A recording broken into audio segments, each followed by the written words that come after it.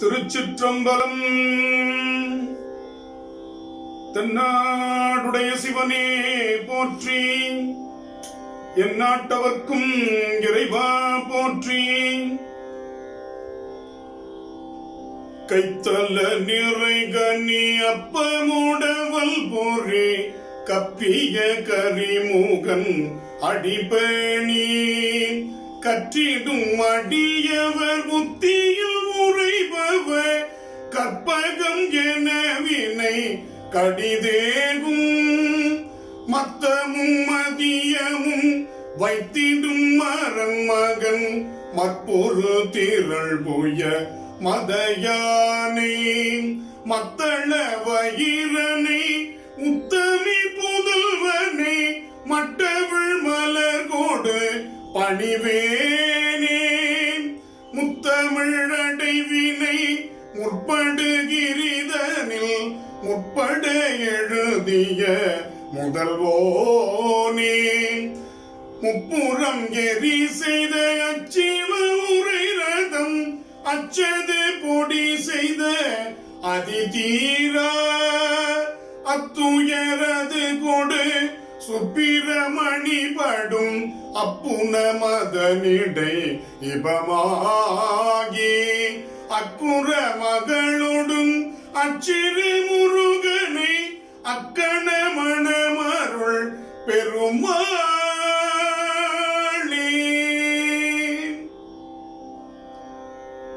ஞானமே வடிவாகிய வயலூர் வள்ளல் பெருமானுடைய தனிப்பெரும் கருணையினாலே திருமுருக கிருபானந்த வாரியார் என்ற தலைப்பில் பேசுவதற்கு மேற்கொள்ளுகிறேன். வள்ளல் திருமுருக கிருபானந்த வாரியார் குறித்து ஒரு சில உங்கள் முன்னால் பேச விழைகின்றேன். வாரியார் சுவாமிகள் என்று சொன்னவுடன் நமக்கு ஒரு முத்தமிழ் வடிவமாக காட்சி தருகிறது. கைத்தல நிறைகனி என்று அவர் தொடங்கும் பொழுது அந்த முருகப்பெருமானையும் விநாயக பெருமானையும் நம் கண்முன் கொண்டு வந்து நிறுத்துவார். பெருமாளே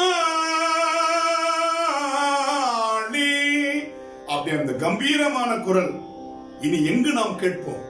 அப்படிப்பட்ட ஒரு வியப்பினுடைய குறியீடாக இருக்கக்கூடியவர் வள்ளல் வாரியார் சுவாமிகள் அவர்கள். அவரை பற்றி கவியரசு கண்ணதாசன் இப்படி குறிப்பிடுகிறார். மாரியோ சில நாள் பெய்யும், மலர்களோ சில நாள் பூக்கும், ஏரியோ சில நாள் தண்ணீர் இல்லாமல் இருக்கக்கூடும், வாரியார் என்னும் எங்கள் வள்ளலின் மனமோ நித்தம் வாரியும் வளரும் என்றால் மற்றொரு வார்த்தை ஏனோ? மற்றவையெல்லாம் ஒரு காலகட்டத்தில் வறண்டு போய்விடும், உதிர்ந்து போய்விடும், வாடிவிடும். ஆனால் எங்கள் வாரியாருடைய மனம் வாரி வாரி வாரி எடுக்க எடுக்க ஊற்றாக அது சுரந்து கொண்டே இருக்கும் என்று வாயார பாராட்டுகிறார் கண்ணதாசன். அப்படிப்பட்ட வாரியார் சுவாமிகள் 1906ஆம் ஆண்டில் இந்த மண்ணில் நமக்காக நம்முடைய சமயத்தை பட்டி தொட்டி எங்கும் பரப்புவதற்காக அவதாரம் செய்தவர்கள். காங்கேய நல்லூர் என்பது சுவாமிகளுடைய அவதார தலம். அங்கே மல்லையதாஸ் பாகவதர் என்று சொல்லக்கூடிய அருமையான தந்தை கனகவல்லி அம்மையார் இவர்களுக்கு மகனாக தோன்றுகின்றார். பள்ளியில் செல்லாமல் தன்னுடைய தந்தையிடமே பாடத்தை தொடங்கியவர் வாரியார் சுவாமிகள். 15 வயது நிரம்புவதற்குள்ளாக பல்லாயிரக்கணக்கான செய்யுட்களை மனனம் செய்து அப்படியே திரும்ப சொல்லக்கூடிய கவி பேராற்றல், மனன ஆற்றல் பெற்றவர்கள், நினைவாற்றல் நிரம்பியவர்கள் வாரியார் சுவாமிகள். 15 வயதில் அவர்கள் சொற்பொழிவை தொடங்கி விடுகிறார்கள். அவருடைய சொற்பொழிவு என்றால் சிறு வயது பிள்ளை முதல் கிழவர்கள் வரை அமர்ந்து கேட்கக்கூடிய அளவில் அவர் இனிமையாக நகைச்சுவையாக கேட்போர் மனம் கொள்ளுமாறு பேசக்கூடிய அற்புத பண்பு வாய்த்தவர்கள், திறன் வாய்த்தவர்கள். அவர்கள் அழகாக அந்த தன் வரலாறு என்பதில் இப்படி குறிப்பிடுகிறார் வாரியார் சுவாமிகள். அந்த குழந்தை வாரியார் சுவாமிகள் என்கின்ற குழந்தை அழுததாம். அதை அவர்கள் குறிப்பிடுகிறார்கள். பால் நாடி அழுததா, மால் மருகன் கால் நாடி அழுததா? இது பாலுக்கு அழுததா அல்லது மால் மருகனாக இருக்கக்கூடிய முருகப்பெருமானுடைய திருவடிகளை நாடி அழுததா? பால் உண்ட மூவாண்டில் தமிழ் நூல் உண்டது. 3 வயதில் வாரியார் சுவாமிகளுக்கு ஞான சம்பந்தரை போல தமிழ் இலக்கியங்களை, தேவார திருவாசக பாசுரங்களை மல்லையதாஸ் பாகவதர் அவர்கள் கற்பிக்க தொடங்கிவிட்டார்கள். பஞ்சின் நூல் கொண்டு தறி நெய்த குடும்பம், நெசவாளர் குடும்பம் வாரியாருடைய குடும்பம். ஆனால் அதை எவ்வளவு அழகா குறிப்பிடுறாரு பாருங்க.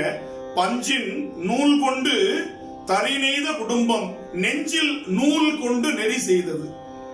பக்தி இலக்கியங்கள், சமய இலக்கியங்கள், புராண இதிகாசங்களை நூல்களாக நெஞ்சில் தாங்கி நெறி கொண்டது என்றதை குறிப்பிடுகின்றார்.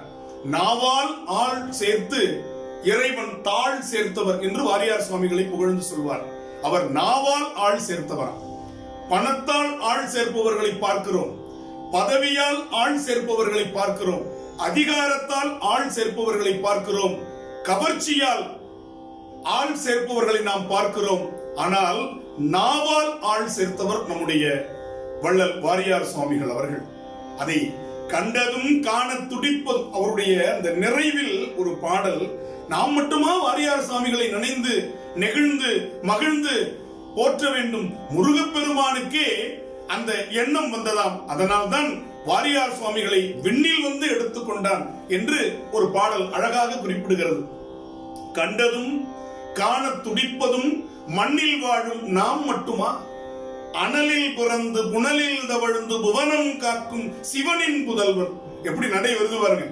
அனலில் பிறந்து முருகப்பெருமான் நெற்றிக்கண்ணில் தோன்றியவர், புனலில் தவழ்ந்து சரவண பொய்கையில் தவழ்ந்து புவனம் காக்கும் சிவனின் புதல்வன், முருகன் கருணை பெருகும் கண்கள் கண்டன எடுத்து கொண்டன விண்ணில் என்று அந்த நிறைவை குறிப்பிடும் அற்புதமான பாடலை கேட்கும் பொழுதும் பார்க்கும் பொழுதும் கண்கள் பணிக்கின்றன. வாரியார் சுவாமிகள் மிக எளிமையாக சமய தத்துவத்தை மக்களிடம் கொண்டு செல்லக்கூடியவர். குழந்தைகள் வாரியார் சுவாமிகள் என்று சொன்னால் அவ்வளவு அற்புதமாக அந்த கூட்டத்தில் இருப்பார்கள். ஏனென்றால் வாரியார் சுவாமிகளுடைய சொற்பொழிவு கதையை சொல்வதாக மட்டும் இருக்காது, கருத்தை சொல்வதாக மட்டும் இல்லாது, தத்துவத்தை சொல்வதாக மட்டும் அமையாது. இடையிடையே குழந்தைகளுக்கு கேள்விகள் கேட்பார். அப்படி வாரியார் சுவாமிகள் அருமையாக இந்த மாம்பழ கதையை கதா காலட்சேபமாக நடத்தி கொண்டிருக்கிறார். அப்பொழுது முருகப்பெருமானுடைய அந்த காட்சி வரும் பொழுது ஒரு கேள்வி கேட்கிறார். குழந்தைகள் பதில் சொல்ல வேண்டும், பெரியவர்கள் சொல்லக்கூடாது என்று சொல்லிட்டு ஒரு கேள்வி கேட்கிறார். முருகப்பெருமானுடைய தந்தை யார் அப்படின்னு கேட்கிறார். உடனே கூட்டத்தில் ஒரு குழந்தை எந்திரிச்சது, சிவாஜி அப்படின்ட்டான். கூட்டமே கொல்லுன்னு சிரிச்சது. ஏன்னா அந்த பையன் முதல் நாள் தான் திருவிளையாடல் படம் பார்த்துட்டு வந்திருக்கிறான். அதுல முருகப்பெருமானுடைய தந்தையாராக வரக்கூடியவர் நடிகர் சிவாஜி கணேசன். உடனே எல்லாரும் சிரிச்ச உடனே வாரியாரும் அதை புரிந்து கொண்டார். உடனே அதை அழகா அந்த லாவகமாக அதை எப்படி அந்த பையனுக்கு சொல்லிக் கொடுக்கிறார் பாருங்க. அவன் சொன்னதில் என்ன தவறு இருக்கிறது அப்படின்னு மக்கள் அப்படி எந்திரிச்சு பார்த்தாங்க. என்ன சாமி அப்படின்ற மாதிரி. இப்ப நேரு அப்படின்னு சொன்னா அவரை மரியாதையா சொல்லணும்னு என்ன சொல்லுவோம்? நேருஜி அப்படின்னு சொல்லுவோம். காந்தியடிகளை மரியாதையா சொல்றதுக்கு என்ன சொல்லுவோம்?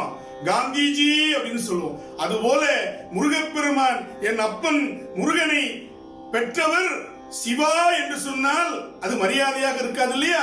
அதனால சிவாஜி என்று சொன்னான் அப்படின்றார். கூட்டமே அந்த இடத்தில், அந்த பையனும் அதை கேட்டு மகிழ்ந்தவர்களும் கை. அதுதான் வாரியார் சுவாமிகள்கிட்ட இருக்கக்கூடிய ஒரு அற்புதமான ஒரு விஷயம். வாரியார் சுவாமிகளை அமர வைத்து மிகப்பெரிய நம்முடைய சொல்லின் செல்வர் நாவுக்கரசர் என்று அழைக்கக்கூடிய சோ சத்தியசீலனார், அருமையாக உரை எழுதக்கூடிய நம்முடைய பேரறிஞர் பட்டிமன்ற பேச்சாளர் அறிவொளி இவர்கள் எல்லாம் அமர்ந்து வாரியார் சுவாமிகளிடம் அடுக்கடுக்காக கேள்விகளை கேட்கிறார்கள். சளைக்காமல் பதில் சொல்கிறார். அப்பொழுது அறிவொளி அவர்கள் கேட்கிறார், சாமி எல்லா இடத்திலும் சாமி இருக்கிறாருன்னு சொல்றீங்க, ஆனா ஏன் சாமி அதுக்கு கோவில் கட்டணும்? எங்க வேணாலும் கும்பிட்டுக்கலாமே அப்படின்னு. கேள்வி 2 வரி, ஆனா பதில் ஒரே வரி. பசு உடம்பு முழுக்க பால் இருக்கு, ஆனா மடியில தானே கறக்க முடியும், கொம்புல கறந்தா வருமா? அவ்வளவுதான், பதில் முடிஞ்சு போச்சு. பசுவுக்கு உடம்பு முழுக்க பால் நிறைந்திருக்கு, ரத்தம் தான் பால் ஆகிறது, ஆனால் கொம்புல கறந்தா வருமா பால்? மடியில தானே கறக்கணும். அதுபோல பெருமானுக்கு கோவில். அடுத்து சொல்றாரு பாருங்க, கருவறை என்பது என்ன? எல்லா இடத்துலயும் சிலைகள் இருக்கு. கருவறையில் இருக்கிற மூர்த்தத்துக்கு மட்டும் ஏன் இவ்வளவு சிறப்பு? எல்லா இடத்திலும் சூரிய வெளிச்சம் பரவி இருக்கிறது, எல்லா இடமும் பற்றி எரிவதில்லை. ஆனால் அந்த சூரிய வெளிச்சத்தை சூரியகாந்த கண்ணாடி மூலமாக ஒரு இடத்தில் குவித்தால் அந்த பஞ்சு எரிகிறது. அதுபோல பெருமானுடைய அருளை ஓரிடத்தில் குவிக்கின்ற இடம் கருவறை. அடுத்து கேக்குறாங்க, சத்யசீலனார் கேட்கிறார், சாமி எத்தனையோ இருக்கும்போது ஏன் கல்லுல சிலை செய்யறோம் அப்படின்னு கேட்கிறார். கல்லை உளி கொண்டு செதுக்கும் பொழுது அதில் நெருப்பு வருகிறது. சொற்றுணை வேதியன் சோதி வானவன் இறைவன் நெருப்பு வடிவம். எனவே எந்த பொருளில் செதுக்கினால் நெருப்பு உண்டாகுமோ நெருப்பை கொண்டிருக்கிற பொருளால் பெருமானுக்கு சிலை சமைத்தார்கள். அடுத்து சொன்னார் பாருங்க, அதுதான் ரொம்ப முக்கியம். உற்சவர்களை ஏன் செப்பு சிலையில் கொண்டு வருகிறோம் அப்படிங்கிறதுக்கு சொல்றாரு, மின்சாரம் இருக்கு, அந்த மின்சாரத்தை பல இடங்களுக்கு கொண்டு போய் சேர்க்கணும்னா செப்பு கம்பியில தானே கொடுக்க முடியும். எனவே மூலவர் என்கின்ற அந்த மின்சாரத்தினுடைய அருளை செப்பு சிலைகள் என்கின்ற கம்பியின் மூலமாக உலக மக்கள் அனைவரும் பார்ப்பதற்காக திரு உலா காட்சிக்கு கொண்டு செல்வதற்காக செப்பு திருமேனிகளை படைத்தார். இவ்வளவு அறிவியல் பூர்வமான விளக்கம் பாருங்க. அதுதான் வாரியார் சாமிகிட்ட நமக்கு தெரிஞ்சுக்க வேண்டிய ஒரு விஷயம். சொல்லுவார் அடிக்கடி, இறப்பது வியப்பு அல்ல, இருப்பது வியப்பு அப்படின்னு. செத்து போறது ஒரு பெரிய வியப்பு இல்லப்பா, வாழ்ந்து காட்டுறதுதான் வியப்பு. அப்படி சொல்லி தற்கொலைக்கு முயற்சி செய்தவர்கள் எண்ணியவர்களை கூட சரியான பாதைக்கு திருப்பியவர் வாரியார் சாமிகள். அழகா சொல்லுவார், பெண்கள்லாம் வந்து உட்கார்ந்துருப்பாங்க, திடீர்னு சொல்லுவார், அன்னாசி பழத்துல மோர் குழம்பு செஞ்சு சாப்பிட்டிருக்கீங்களான்னு. எல்லாம் நிமிர்ந்து உட்கார்ந்துரும். அப்பதான் அவரு கந்தபுராண தத்துவம் பேசிட்டு இருப்பார். திடீர்னு அன்னாசி பழம் மோர் குழம்பு, ஆப்பிள் பஜ்ஜி சாப்பிட்டிருக்கீங்களா, பாவக்காய் பிட்லா சாப்பிட்டிருப்பீங்க, எல்லாம் சொல்லுவார். ஏன்னா மிகச்சிறந்த நலபாக சக்கரவர்த்தி வாரியார் சாமிகள். பல நேரங்களில் அவர் நிம்மதியாக அமைதியாக இருக்கும் பொழுது சமையற்கட்டில் புகுந்து சமைக்க தொடங்கி வருவார் என்பது அவரோடு நெருங்கி பழகியவர்கள் அனைவருக்கும் தெரியும். அவ்வளவு ருசியா இருக்கும் அவருடைய சமையல். ஏன்னா நல்ல ருசிக்க சாப்பிடுறவனுக்கு நல்ல ருசியா சமைக்கவும் தெரியணும்னு வாரியார் சாமி சொல்லுவார். எவ்வளவு பெரிய ஒரு எளிவந்த தன்மை பாருங்க. வாரியார் சாமிகள் எல்லாருடைய பேச்சையும் கேட்கக்கூடிய ஒரு பெருந்தகையாளர். அவர் பேசும் பொழுது எல்லாரும் கேட்கிற மாதிரி மற்றவர்கள் பேசுறது அமைதியா கேட்பார். இன்னொன்னு பாருங்க, அவர்கிட்ட ஒரு குணம். இப்ப நாம ஒரு கூட்டத்துக்கு போறோம், நம்மள மிக சாதாரணமானவர்கள். ஒரு மாலையோ ஒரு பொன்னாடையோ நமக்கு பொறுத்தனா அடுத்த நிமிஷம் அதை நம்ம எடுத்து கழட்டி கொடுத்துருவோம். ஒரு நிமிஷம் கூட நம்முடைய தோல்ல அதை சுமக்க மாட்டோம். ஆனால் வாரியார் சுவாமிகளுக்கு மலர் மாலை அவர்கள் அணிவித்தால் அந்த சொற்பொழிவு 2.5 மணி நேரம் 3 மணி நேரம் நிறைவடையும் வரை அவருடைய கழுத்தில் அந்த மலர் மாலை அலங்கரித்துக் கொண்டிருக்கும். அப்ப அவர் சொல்லுவார், இந்த மலர் மாலை எவ்வளவு அன்பா நமக்கு போட்டிருக்கிறாங்க, இதை கட்டினவங்க எத்தனை மணி நேரம் இதற்கு உழைப்பை செலுத்தி கட்டியிருப்பாங்க, அந்த நேரமாவது நாம் அணிந்து கொள்ள கூடாதா? அந்த மனித நேயம், அந்த தொழிலாளியை நினைச்சு பார்க்கிறார். ஒவ்வொரு மலராக எடுத்து அடுத்து தொடுத்து அவன் விற்பனை செய்கிறான், நம்ம விலை கொடுத்து வாங்கிடுறோம். அந்த உழைப்பு ஒரு நிமிடத்துல தூக்கி அதை நாற்காலிக்கு போறதுல என்ன இருக்கு? இப்படி கேட்டவர் வாரியார் சாமிகள். அவருடைய அத்தனை சொற்பொழிவுகளையும் பார்த்தீங்கன்னா இந்த உண்மை நமக்கு புரியும். கழுத்துல அந்த மலர் மாலை இருந்து கொண்டே இருக்கும். அவ்வளவு அந்த மதிப்பளிக்க கூடியவர். அவர் மாற்று சிந்தனைக்காரர்களை கூட தன் பயம் திருப்பியவர். ரொம்ப அழகா ஒரு முறை அவரு திருப்பரங்குன்றத்துல சஷ்டி சொற்பொழிவு நடந்து கொண்டிருக்கிறது. அப்ப ஒரு சர்ச்சை வருகிறது, நடந்த விஷயம். இப்பொழுது வாரியார் சாமி கிட்ட ஒருத்தர் சொல்றார், சாமி இந்த திருப்பரங்குன்றம் மலையை சிக்கந்தர் பாட்ஷா மலை என்று மாற்றுவதற்கு முயற்சி செய்து கொண்டிருக்கிறார்கள் சுவாமி. எனவே இதை மாற்று சமயத்தவர்கள் இந்த மலையை உரிமை கொண்டாடுகிறார்கள் சுவாமி. இதை நீங்க தான் இந்த சொற்பொழிவுல சொல்லி எப்படியாவது இதை சரி பண்ணணும் சுவாமி அப்படின்னு தாழ்வணிந்து கேட்கிறார்கள். வாரியார் சாமிகள் அதை அமைதியா கேட்டுக்கிட்டு சொற்பொழிவுல சொல்றார். அப்ப அந்த மாற்று சமயத்தவர்கள் வாரியார் சொற்பொழிவை அந்த இலக்கிய சுவைக்காக கேட்டுக் கொண்டிருக்கிறார்கள். அப்ப சொன்ன வாரியார் சாமி, சிக்கந்தர் மலை என்று திருப்பரங்குன்றத்தை அழைப்பது பொருத்தம். தூக்கி வாரி போட்டுச்சு சொன்னவங்களுக்குலாம். என்ன சாமி இப்படி பேசுறாரு, சிக்கந்தர் மலை என்றே அழைக்கலாம், தவறில்லை அப்படின்னு திருப்பி சொல்றாரு. எல்லாருக்கும் கொஞ்சம் வருத்தம் வாரியார் சாமி மேல. அதற்கு விளக்கம் சொன்னார் பாருங்க. என் அப்பன் முருகப்பெருமானுக்கு கந்தன் என்று ஒரு பெயர் உண்டு. கந்தன் என்பதை கந்தர் என்போம், ஸ்ரீ என்பதை தமிழில் சி என்று சொல்லுவோம். முடிஞ்சு போச்சு. ஸ்ரீகந்தர் மலை, சிக்கந்தர் மலை இருந்துட்டு போட்டோமே அப்படின்னாரு. வந்தவர்கள் கைத்தட்டி ஆரவாரம் செய்தார்கள். அந்த பெயரை மாற்ற நினைத்தவர்கள் கூட சுவாமிகளை பணிந்து, அது திருப்பரங்குன்றமாகவே இருக்கட்டும், மலையின் பெயர் நாங்கள் மாற்ற விரும்பவில்லை, உங்களுடைய பெருந்தன்மைக்கு நாங்கள் பணிகிறோம் என்று சொன்னார்கள். நடந்த வரலாறு. எப்படி வாரியார் சுவாமிகள் எப்படி பாருங்க அந்த மாற்று சிந்தனை. அவர் ஒரு முறை அப்படி பயணித்துக் கொண்டிருக்கிறார் தொடர் வண்டியில. மாலை நேரம் அவர் முகத்தை கழுவிக்கொண்டு திருநீரை தரித்துக் கொண்டு அனுஷ்டானத்தில் ஈடுபட்டுக் கொண்டிருக்கிறார். அப்பொழுது எதிரில் ஒரு 6-7 கல்லூரி மாணவர்கள் வாரியார் சுவாமியுடைய செயல்களை பார்த்து எள்ளி நகையாடி கொண்டிருக்கிறார்கள். அமைதியா இருக்கிறார் வாரியார் சாமி. அவர் பூஜையெல்லாம் முடிச்சுட்டு அப்படி நிமிர்ந்து உட்கார்றாரு. எங்க பர்றா சாமி வெள்ளடிச்சிருக்கு செவத்துக்கு அப்படின்னு திருநீர் பூசிருக்காரு 16 இடத்துல.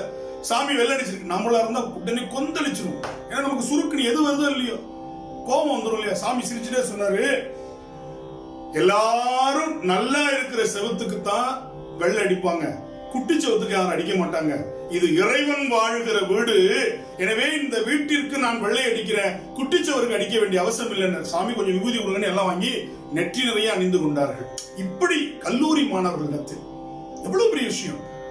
நடிகைகள் எம்.ஆர். ராதாவும் வாரியார் சுவாமிகளும் ஒரு திருமணத்துல போறாங்க. நடிகைகள் எம்.ஆர். ராதா நாத்திக கொள்கை உடையவர். வாரியாரை பார்த்தோன்னா அவருக்கு ரொம்ப கிண்டல், எப்படியாவது இவரை கேலி பண்ணணும். 2 பேருக்கு பக்கத்துல 2 பேருமே முக்கியமானவர்கள். அந்த மணவீட்டுக்காரருக்கு பக்கத்துல நாற்காலி போட்டு அமர வச்சுட்டாங்க. வாரியார் சாமி அப்படியே பார்க்க வேண்டியது, சிரிக்க வேண்டியது, இப்படியே பண்ணிட்டு இருக்காரு. நடிகைகள் என்னடா சொல்லி இவரை கேலி பண்ணலாம்னு நினைச்சிட்டே இருக்காரு. அப்ப அந்த நேரத்துல, சாமி உங்களுடைய தெய்வம் என்ன சாமி அப்படின்னாரு நடிகைகள். வாரியார் சாமி ரொம்ப மகிழ்ச்சியா பணிவா, என் அப்பன் முருகன் அப்படின்னாரு. முருகனுக்கு எத்தனை தலை சாமி அப்படின்னாரு. எம்.ஆர். ராதா 6 தலை அப்படின்னாரு. அப்படியா, சரி சாமி 6 தலையை வச்சுக்கிட்டு முருகன் எப்படி புரண்டு படுப்பான்னு கேட்டார். புரிஞ்சு போச்சுல்ல. முருகன் படுக்கும் பொழுது 6 தலையை வச்சுட்டு எப்படி சாமி புரண்டு படுப்பான். பக்கத்துல இருந்தவங்க சிரிச்சுட்டாங்க. வாரியார் கூட வந்தவங்களுக்கு எல்லாம் ரொம்ப கோவம். என்னடா இப்படி இவ்வளவு பேரை மத்திய. வாரியார் சிரிச்சுக்கிட்டே சொன்னாரு அமைதியா. அங்கே குறுக்கவும் நடுக்கவும் அந்த பெண்ணை பெற்றவர் பதட்டத்தோடு நடந்து கொண்டே இருந்தார். கூப்பிட்டார், ஒரு நிமிஷம் சண்முகம் அங்க வாங்க அப்படின்னாரு. சாமி நேற்று இரவு தூங்குனீங்களா? ஒரு பெண்ணை பெற்றவர், கல்யாண பெண்ணு, மணப்பெண்ணை பெற்றவர். நேற்று இரவு தூங்குனீங்களா அப்படின்னாரு. என்ன சாமி இப்படி கேட்டுவிட்டீங்க? ஒரே பொண்ணு கல்யாணம் வச்சிருக்கிறேன், எப்படி சாமி தூக்கம் வரும்? தூங்கல சாமி அப்படின்னாரு. நடிகைகளை பார்த்து சொன்னார், ஒரு பெண்ணை பெற்றவரே இரவு தூங்கல அப்படின்னா இத்தனை மக்களை பெற்ற எங்க அப்பா முருகனுக்கு எப்படியா தூக்கம் வரும்? அவன் தூங்கவே மாட்டான் அப்படின்னாரு. நடிகைகள் வணங்கி, சாமியை விட்டுருங்க, இதுக்கு மேல உங்களை நான் கேட்க விரும்பல. இந்த உலகத்தையே படைத்து காத்து அருளுகின்ற முருகப்பெருமான் எப்படியா தூங்குவான்? கேட்கிறிய கேள்வி அப்படிங்கிற மாதிரி அந்த கேள்வியிலேயே அந்த விஷயத்தை சொல்றது. ஒருத்தர் அதே மாதிரி நம்முடைய அறிவொளி கேட்கிறார். சாமி, அருமையா நம்முடைய திருக்கோவில்கள்ல எல்லா தெய்வங்களும் இருக்கு சாமி. துர்க்கை இருக்குது, தட்சிணாமூர்த்தி இருக்குது. அறிவொளி இப்படிதான் கேட்பார். திருமால் இருக்குது, சிவன் கோவில்ல திருமால் இருக்குது, ஆனா திருமால் கோவில்ல ஏன் சாமி சிவன் இல்ல அப்படின்னா ஒரே வார்த்தை தான். அண்டாவுக்குள்ள குண்டான வைக்கலாம், குண்டானுக்குள்ள அண்டா வைக்க முடியாதுன்னு முடிஞ்சு போச்சு. சிவபெருமான் அண்டாவை போன்றவர், அதுக்குள்ள எல்லா சாமியும் கொண்டு வந்து வைக்கலாம். அதனால சிவன் கோவில் எல்லாம் இருக்குதான். இப்படி சாதுரியமாக பதில் சொல்லக்கூடியவர். அதுபோல சொல்றாரு, சாமி இந்த மக்கள் சேவை மகேசன் சேவைங்கிறாங்க, எப்படி சாமி மக்கள்கிட்ட கொடுத்தா சாமி எப்படி போகும்? கேள்வி கேட்கிறாங்க. உடனே அவர் அதற்கு நேரடியா பதில் சொல்லல, ரொம்ப அழகா சொன்னார். அதாவது திருமந்திரம் நடத்தி கொண்டிருக்கிறார். நடமாடும் கோயில் நம்பர்க்கு ஒன்றியில், படமாடும் கோயில் பகவர்க்கு அங்கு ஆகா. நடமாடும் கோவில் நம்பர்க்கு ஒன்றியில், படமாட கோயில் பகவர்க்கு அதாமே சொல்லிட்டார். இதற்கு கேள்வி வருது.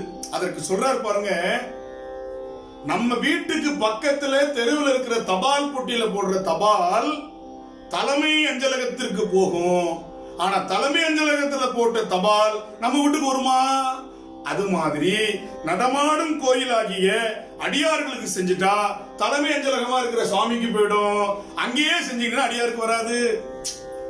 இந்த மாதிரி விளக்கம் உலகத்துல யாரும் கொடுத்தது? எவ்வளவு அழகு பாருங்க, இவ்வளவு அழகா. அந்த மாதிரி அந்த ரொம்ப இலக்கியங்களை சொல்லும் பொழுதும் வரலாற்றை சொல்லும் பொழுது ரொம்ப கவனமா பயணிப்பார். வாரியார் சாமி உட்கார்ந்து கேட்கும் பொழுது அந்த நகைச்சுவை உணர்வோடு சொல்லிக்கொண்டே வருவார். பசித்திரு, தனித்திரு, விழித்திரு என்றார் வள்ளலார். வள்ளலாரை பத்தி பேசுறார். பசித்திரு அப்படின்னா என்ன? சாப்பிடாம இருக்கிறதா? அறிவு பசி. தனித்திரு அப்படின்னா ஊரை விட்டு வெளியில ஓடுறதா? இல்ல, தனித்துவம், தியானம், தவம். விழித்திரு, காம, மோக, மத, மாச்சரிய, லோபம் இதிலிருந்து உன்னை காத்துக் கொள்வதற்கு விழிப்போடு. இப்படி இருந்தா என்ன கிடைக்கும்னு கேக்குறீங்களா அப்படின்னு சொல்லிடுவாரு. இந்த மூணினுடைய முதல் எழுத்து எழு. பசித்திரிலிருந்து ப, தனித்திலிருந்து த, விழித்திலிருந்து வி. பதவி கிடைக்கும். இந்த உலகத்தில் உனக்கு பதவி கிடைக்கும், அந்த உலகத்திலும் உனக்கு பதவி கிடைக்கும். எனவே பசித்திரு, தனித்திரு, விழித்திரு, பதவி என்கின்ற இது தானா வந்து சேரும். அப்ப ஒரு முறை நவராத்திரி சொற்பொழிவு வாரியார் செய்து கொண்டிருக்கிறார். திருவானைக்கால. ஏன்னா எல்லாமே அவருடைய அந்த சொற்பொழிவுகளிலிருந்து அதிகம் கேட்டவன் என்ற ஒரே தகுதி தான், வேற ஒண்ணும் கிடையாது எனக்கு அவரை பற்றி பேசுவதற்கு. அகிலாண்டேஸ்வரி அருளை பற்றி பேசிக் கொண்டிருக்கிறார் வாரியார் சுவாமிகள். அப்ப ஒருத்தருக்கு எந்திரிச்சு கேள்வி கேட்கிறார். சிவபெருமானை ஏன் பித்தன் என்று சொன்னார்கள்? இதே சுவாமி வேறொரு இடத்துல பித்தனுக்கு பெத்த மனம் பித்து, பிள்ளை மனம் கல்லு அப்படின்னு விளக்கம் கொடுத்தவர். ஆனா அங்க பேசுறது நவராத்திரி, அம்பாளை பற்றி பேசணும். அங்க சிவபெருமான உயர்த்தி அம்பாளை குறைச்சும் பேசிடக்கூடாது, அம்பாளை உயர்த்தி பேசணும். அந்த இடத்துல சுவாமியை பற்றி கேள்வி கேட்கிறாங்க, பித்தன்னு ஏன் கூப்பிட்டாருன்னு. அப்ப அதுக்கு எப்படி பதில் சொன்னார் சுவாமி? தண்ணீர் ஒருத்தன் அதுல முழுகினால் 3 முறை அவனை காப்பாற்றுமா, மேலே ஏற்றி விடுமா. தண்ணீருடைய குணம் 3 முறை மேலே ஏற்றி விடும். அப்படி 3 முறை மட்டுமே காப்பாற்றக்கூடிய கங்கைய தலையில தூக்கி வச்சிட்டு இருக்கிறான். 3 முறை கங்கைய காப்பாற்றுகிற கங்கை தலையில் இருக்கிறது. ஆனா எத்தனை முறை கேட்டாலும் காப்பாற்றக்கூடிய இந்த அகிலாண்ட நாயகிய பக்கத்துல தான் வச்சிருக்கிறான். இவன் பித்தன் தானே. இதற்கு ஒரு உதாரணம் சொல்றார். ஒரு பெரிய ஜமீன்தார் நாதஸ்வர கச்சேரி ஏற்பாடு பண்ணிருக்கிறார். அங்க ஒருத்தர் வாசிக்கிறார் பிரமாதம். ஒரு 20 ராகத்தை சொல்லுவார். மோகனம், தோடி, காம்போதி, கல்யாணி சொல்லிட்டு வர்றார். சிவரஞ்சனி, இத்தனை ராகத்தை வாசிச்சு முடிச்சார். பக்கத்துல இந்த ஒத்து உதரவர் ஊதி கொண்டிருக்கிறார். அப்ப அந்த ஜமீன்தார் போய் அந்த நாதஸ்வரம் வாசிச்சவருக்கு 500 ரூபாய் கொடுத்தாராம். இத்தனை ராகம் வாசிச்சார். ஒத்து ஊதினவருக்கு 1000 ரூபாய் கொடுத்தாராம். இந்த நாதஸ்வரம் வாசிச்சவருக்கு ரொம்ப மன வருத்தம் ஆயிடுச்சு. ஐயா, ஏன் இவ்வளவு தூரம் நான் வாசிச்சேன், எனக்கு 500 ரூபாய் தான் கொடுத்துருக்கீங்க, ஒத்து ஊதுறவனுக்கு எப்படி 1000 ரூபாய் கொடுத்தீங்கன்னு கேட்டுவிட்டார். அதுக்கு சொன்னாரு, நீ எடுத்து வாசிச்ச, அவன் தான் எடுக்காம வாசிச்சான், அதனால அவன் தான் ரொம்ப நேரம் வாசிச்சிருக்கான, அவனுக்கு 1000 ரூபாய் கொடுத்து. இப்ப அவனை என்னன்னு சொல்லுவோம்? பித்தன்னு தானே சொல்லுவோம். என்ன ஏதுனே புரியல, இவ்வளவு ராகத்தை உழைச்சு வாசிச்சவன இவனுக்கு புரிஞ்சுக்க தெரியலையே அப்படின்னு பித்தன்னு. அது போல எல்லாத்துக்கும் ஒரு உதாரணம் சொல்லி அந்த தத்துவத்தை விளக்குறதுல வாரியாருக்கு நிகர் வாரியார் தான். அப்படி சொல்லக்கூடியவர். அதுபோல திருநீர் பூசுகிறவர்களை கேலி செய்யற கூட்டம் வாரியார் காலத்துல இருந்தது. ஏன்னா நாத்திகமும் ஆத்திகமும் ஒரு சேர போட்டி போட்டுக் கொண்ட காலம் வாரியார் சுவாமிகளுடைய காலம். பெரியார் நாத்திக கொள்கைகளை பரப்பிய போது கூட, கவனமாக இதை நீங்கள் மனதில் பதிய செய்து கொள்ள வேண்டும், நாத்திக கொள்கைகளை பரப்பிய போதும் கூட வாரியார் கூட்டங்களை, வாரியாரை பற்றி எந்த விதமான அவதூறையும் பரப்பக்கூடாது என்று தன்னுடைய தொண்டர்களை கேட்டுக்கொண்டார் என்பது வரலாறு.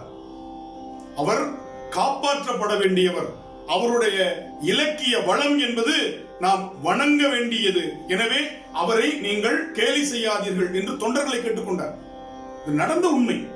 அப்படி அந்த திருநீற்றை கேலி செய்தாங்களா வாரியார் சுவாமி கிட்ட.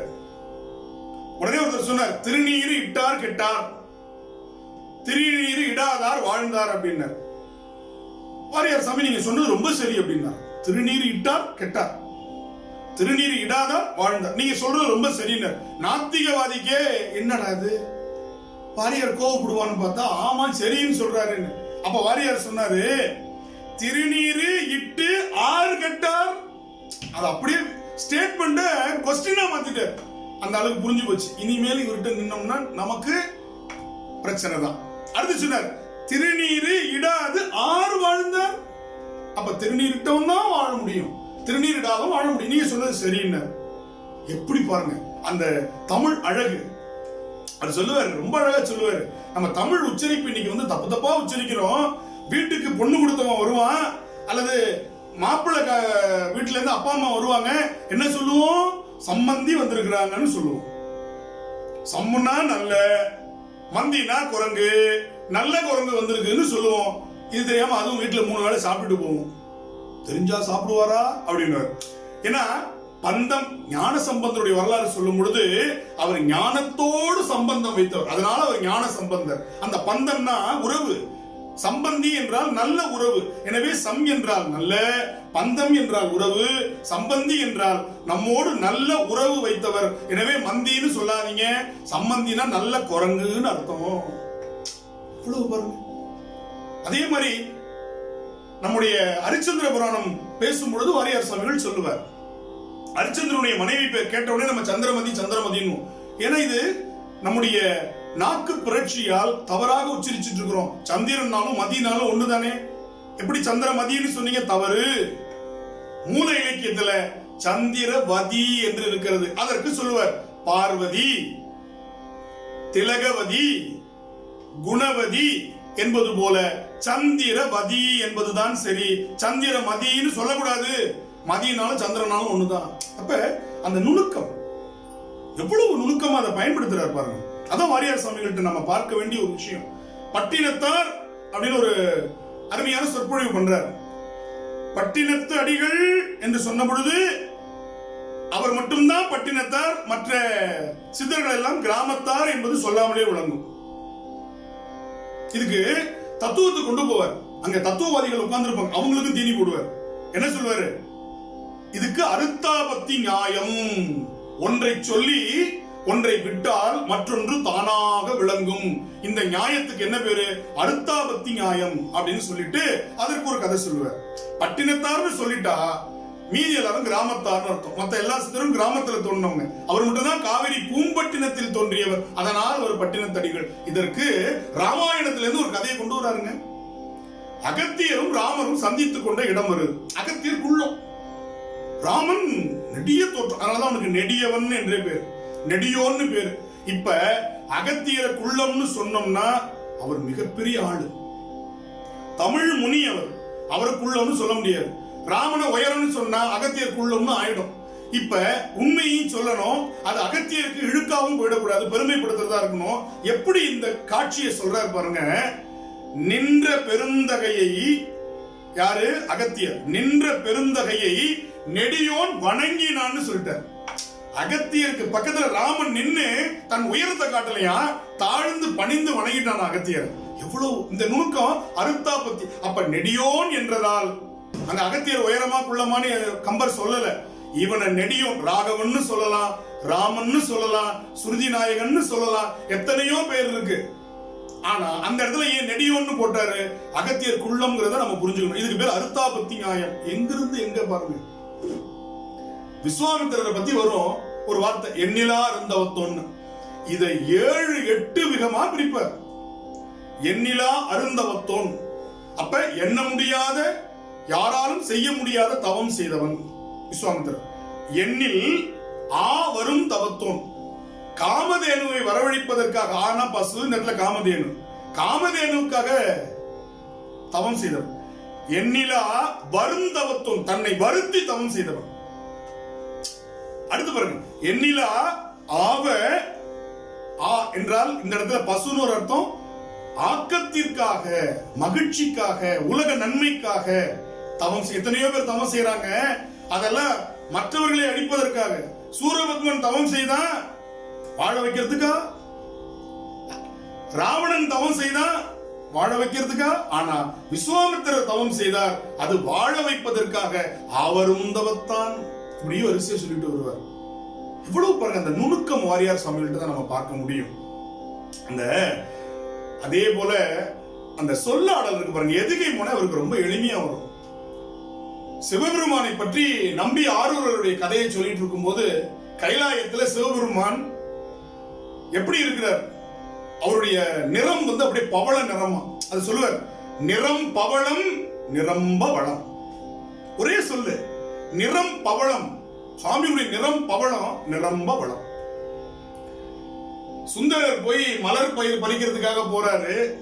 அங்க கமலினி அனிந்திதை 2 பேரை பார்த்தாரா.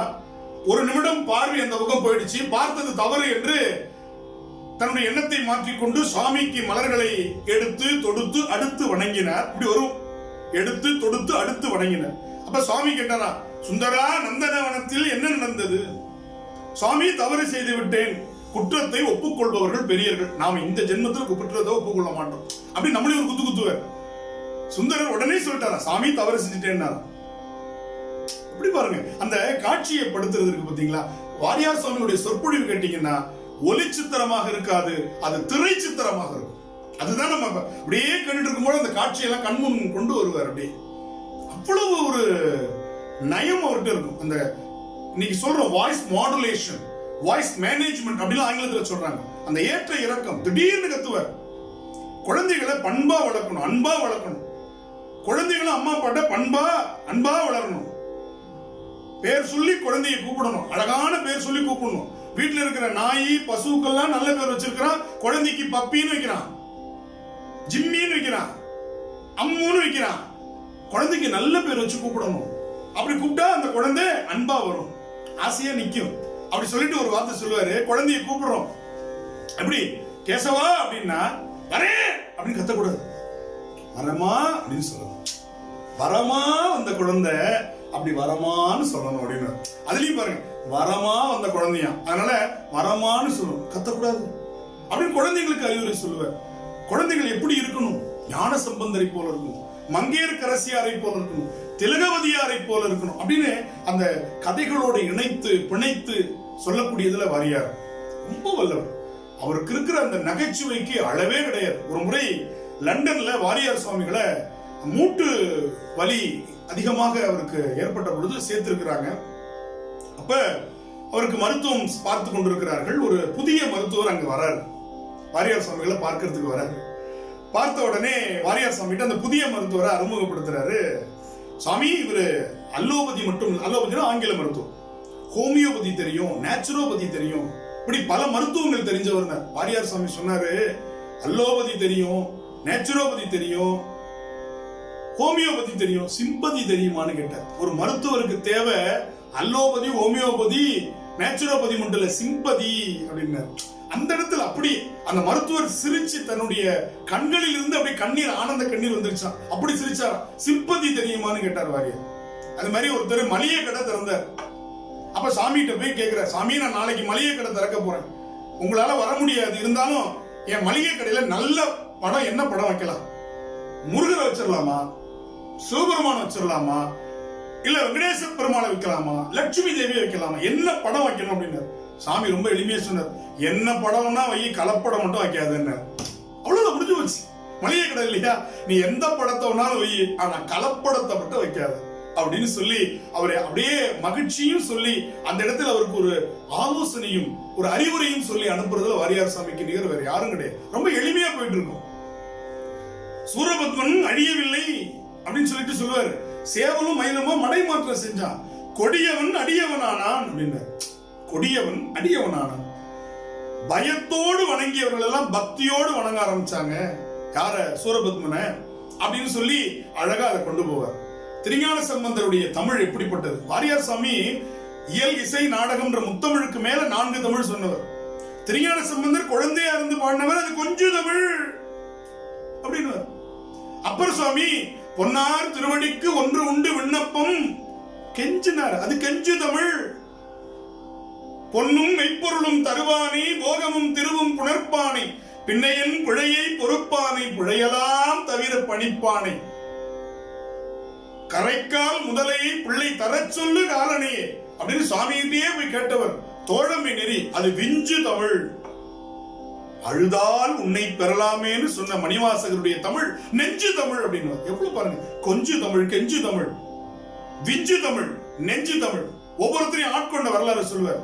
பாலை கொடுத்து ஆட்கொண்டான் திருஞான சம்பந்தருக்கு, சூலை கொடுத்து ஆட்கொண்டான் நாவுக்கரசருக்கு, ஓலை கொடுத்து ஆட்கொண்டான் சுந்தரருக்கு, காலை கொடுத்து ஆட்கொண்டான் மணிவாசகருக்கு. பாருங்க, அந்த ஒவ்வொன்றுலயும் அந்த எதுகை மோனை நினைவுல நம்ம நல்லா வச்சுக்கலாம். பாலை, சூலை, ஓலை, காலை, கொஞ்சு தமிழ், கெஞ்சு தமிழ், விஞ்சு தமிழ், நெஞ்சு தமிழ். இது மாதிரி பேசுறதுக்கு வாரியார் சுவாமிகளால் மட்டும்தான் முடியும். எவ்வளவு அழகா சொல்லிட்டு வர்றாரு பாருங்க. அது போல ரொம்ப அழகா, ரொம்ப பேச்சிலேயே அப்படி எளிமையா வரும். சிந்திக்கிறவன் வந்திக்க பெறுவான், நிந்திக்க பெற மாட்டான். சிந்திக்கிறவன் வந்திக்க பெறுவான், நிந்திக்க பெற மாட்டான். எனவே சிந்திக்கணும், அப்பதான் நல்லது அப்படின்னு. அதுபோல யாரையெல்லாம் எப்படி வணங்கணும்னு சொல்லி தருவார். நம்ம வயிற்றுல சுமந்த தாயை வணங்கும் பொழுது கை வயிற்றுக்கு நேராக வச்சு வணங்கணும். நெஞ்சில நம்மை தாங்கிறவர் யாரு? தந்தை. எனவே தந்தையை வணங்கும் போது நெஞ்சுக்கு நிகராக, ஞானத்தையும் அறிவையும் கொடுக்கிற ஆசிரியரை நெற்றிக்கு நேராக, சரணாகதி பெருமானே என்று தலைக்கு மேலாக வணங்க வேண்டும். வணக்கத்தை இன்னைக்கு இப்படி எல்லாம் இருக்கும். சாமிக்கு பிளையிங் கிஸிங் கொடுத்துட்டு போறான் போற போக்குல அப்படிங்கிறான். ஏன்னா புத்தி அப்படி போயிடுச்சு. சாமிக்கு பிளையிங் கிஸ் அடிச்சுட்டு போயிட்டே இருக்கிறான். இங்கேருந்து குறிப்பாத்து விட்டு எறிகிறான் காசை. சாமி வந்து பொறுக்கிட்டு போட்டுடணும். எப்படி நம்ம வந்து இன்னைக்கு வழிபாடு செய்யறதுக்கு கூட நேரம் இல்லாம போயிட்டோம். ரொம்ப அழகா சொல்லுவார், வழிபாடுங்கிறது எப்படி செய்யணும் அதை சொல்லுவார். கையொன்று பட்டினத்தார் நடத்தும்போது சொல்லுவார், கையொன்று செய்ய விழியொன்று நாட கருத்து ஒன்று என்ன பொய்யொன்று வஞ்சக நாவொன்று பேச புலால் கமழும் மெய்யொன்று சார விரும்பும் யான் செய்கின்ற பூசை எவ்வாறு கொள்வாய் வினைதிருத்தவனே அப்படின்னு சொல்லிட்டு அவர் சொல்லுவார். பூஜை எப்படி பண்றோம், இன்னைக்கு எப்படி பண்றோம் பூஜை அப்படின்னு சொல்லிட்டு சொல்லுவார். நமச்சிவாய வாழ்க, நாதன் தாழ் வாழ்க. வெளியில யாரும் வந்திருக்கான் பாரு, கதவை சாத்து. இமைப்பொழுதும் என் நெஞ்சில் நீங்காதான் தாழ் வாழ்க. வேர்க்குது இல்ல, விசிறலாம்ல, சும்மா நின்றுட்டு இருக்கிற. கோவழி ஆண்டே குரு மனிதன் தாழ் வாழ்க. அந்த புள்ள அப்படியே இருந்து பாரு, தட்டி விட்டுற போது. ஆகமம் ஆகி நின்று அன்னிப்பான் தாழ் வாழ்க. இன்னைக்கு என்ன குடம்புல தான் போட்டிருக்க, இதே போடு. வாயு பிரச்சனை இருக்குன்னு சொன்னா கேட்க மாட்டீங்க, இதே செஞ்சிட்டு இருக்கிறேன். ஏகன் அநேகன் இறைவன் அடிவாழ்க. பிச்சைக்காரன் வந்திருக்கான் பாரு, நாயத்தோடு. இப்படி பூஜை பண்ணிட்டு இருக்கிறோம். நான் இதுக்கு சொல்லுவேன், 1 மணி நேரம் பூஜை பண்றேன் அப்படின்னு சொல்றான். இதுக்கு இந்த பூஜை எதுக்கு, இது எதுக்குங்கிற அப்படின்னு. சரண கமலாலயத்தை 1/2 நிமிஷ நேரமட்டில் தவமுறை தியானம் வைக்க அருளாத அறியாத அருணகிரிநாதரை பேசும்போது வாரியார் சாமிக்கு இங்கிருந்துதான் இந்த இது வரும். திருமுருக என்ற அடையாளம் பெற்றவர்ல திருப்புகழ் அமிர்தம் என்ற இதழை 37 ஆண்டுகள் தொடர்ச்சியாக நடத்தினவர் வாரியார் சாமி. ஒவ்வொன்றும் வரலாறுங்க. 37 வருஷம் இத்தனை பணிகளுக்கு இடையில சொல்லுவார். ஒவ்வொருத்தருக்கும் பிரம்மன் தலையில ஒவ்வொன்னு எழுதி வச்சிருக்கிறான். ஒருத்தனுக்கு என்ன எழுதியிருக்கிறான், உட்கார நேரம் இல்லைன்னு எழுதியிருப்பான். இன்னொருத்தனுக்கு எப்ப பார்த்தாலும் காசு காசுன்னு அலைன்னு எழுதியிருப்பான். என் தலையில பிரம்ம எழுதி வச்சிருக்கிறா, ஒரு நாள் வீட்டு சாப்பாடு கிடையாதுன்னு அப்படின்னு சொல்லுவார். ஏன்னா காலையில் ஒரு சொற்பொழிவு, மதியம் வேற ஒரு இடத்துக்கு போய் அங்க ஒரு சொற்பொழிவு, இரவு ஒரு சொற்பொழிவு, அடுத்த நாள் இன்னொரு இடம், இப்படி உலகம் முழுக்க பவனி வந்தவர் வாரியார் சாமி. அதனால எனக்கு வீட்டு சாப்பாடு சாப்பிடக்கூடாதுன்னு என் தலையில எழுதி வச்சுட்டா அப்படின்னு. அப்ப இந்த மாதிரி எளிமைப்படுத்தி சொல்றதுல வாரியார் சுவாமிகளுக்கு நிகர் அவர் தான். அதுபோல பொய், பாம்பன் சுவாமிகளை பத்தி பேசும்போது சொல்றார், பொய் வந்து எவ்வளவு பெரிய பாவம். ஒரு முறை பாம்பன் சுவாமிகள் நாளைக்கு நான் பழனி போலான்னு இருக்கிறேன் அப்படின்னு தன்னுடைய அடியவர்கிட்ட சொன்னார். அப்ப அவர் கேட்டாரா, எல்லாத்தையும் சாமிகிட்ட முருகன்ட்ட உத்தரவாங்களே, பழனிக்கு வரதுக்கு உத்தரவாயிடுச்சான்னு. பாம்பன் சுவாமிகள் உத்தரவாயிடுச்சுன்னு சொல்லிட்டார். ஒரே ஒரு பொய் வாழ்க்கையில பாம்பன் சுவாமிகள் ஒரு பொய் தான் சொன்னார், உத்தரவாயிடுச்சு. அன்று இரவு முருகன் கனவுல வந்து, நான் உத்தரவு கொடுக்காத பொழுது உத்தரவு கொடுத்தேன் என்று சொல்லிட்டு இல்ல, இந்த பொய்க்காக நான் உத்தரவு கொடுக்கிற வரை நீ பழனிக்கு வரக்கூடாது அப்படின்ட்டார். சமாதியாகின்றவரை முருகப்பெருமானுடைய உத்தரவே அவருக்கு கிடைக்கல, பழனிக்கே அவர் போகல. அதனால பாம்பன் சுவாமியுடைய அந்த அவ்வளவு செய்யுள்ளியும் பொய்யை பற்றி அவ்வளவு சொல்ற. அந்த பொய் வந்து அவ்வளவு சாதாரண விஷயம் இல்ல. அதனால அதை சொல்லிட்டு சொல்றாரு, ஒரு பொய் சொன்னதுக்கே பாம்பன் சுவாமிகளுக்கு இப்படி கிடைச்சிருச்சு அப்படின்னு ஒருத்தர் கேட்டார். சாமி நான் அப்படின்னாரா, ஒரு பொய் சொன்னதுக்கே இப்படி கிடைச்சிருச்சு, நமக்கெல்லாம் சாமி தண்டனையே கொடுக்கல, நல்லா தானே சாமி இருக்கிறோம் அப்படின்னு. அதுக்கு ஒரு உதாரணம் சொல்றாரு. பாம்பன் பள்ளியில சேர்ந்த பிள்ளை தப்பு பண்ணாதானே ஆசிரியர் கண்டிக்க முடியும். பள்ளியில சேராத பிள்ளை எப்படி ஆசிரியர் கண்டிக்க முடியும்? எனவே அந்த முருகப்பெருமான் என்ற பள்ளியில் சேர்ந்தவர் பாம்பன் சுவாமிகள் தவறு செய்த போது ஆசிரியர் கேட்டார், தண்டித்தார். நாம் இன்னும் அந்த பள்ளியிலேயே சேரல, நமக்கெல்லாம் எப்ப சேர்க்க போறானோ தெரியல, அப்படி சொல்லக்கூடியவர். அதுபோல அவர் மிகச்சிறந்த கவிஞராக இருந்திருக்கிறார். அவர் வீணை வாசிக்கிறத வல்லவர். அவர் சங்கீத பூஷணம் பெற்றவர், மிக அருமையா பாடக்கூடியவர். அவர் ஒரு மெட்டு எடுத்துக்கொள்வார், அந்த சகானா ராகம். வாரியார் சுவாமிகளுக்கு ரொம்ப எளிமையா வரக்கூடிய ராகம் சகானா ராகம். இப்ப நம்பியார் ஒருவரை கொண்டு வந்து நிறுத்திட்டாங்க நீதிமன்றத்துல. இந்த கிழவர் எனக்கு நம்பி ஆரூரர் அடிமை, ஆரூரன் அந்த ஆரூரனை பெற்ற அவருடைய தாத்தா ஒரு காலத்திலேருந்து எனக்கு அடிமைன்னு சொல்றார்.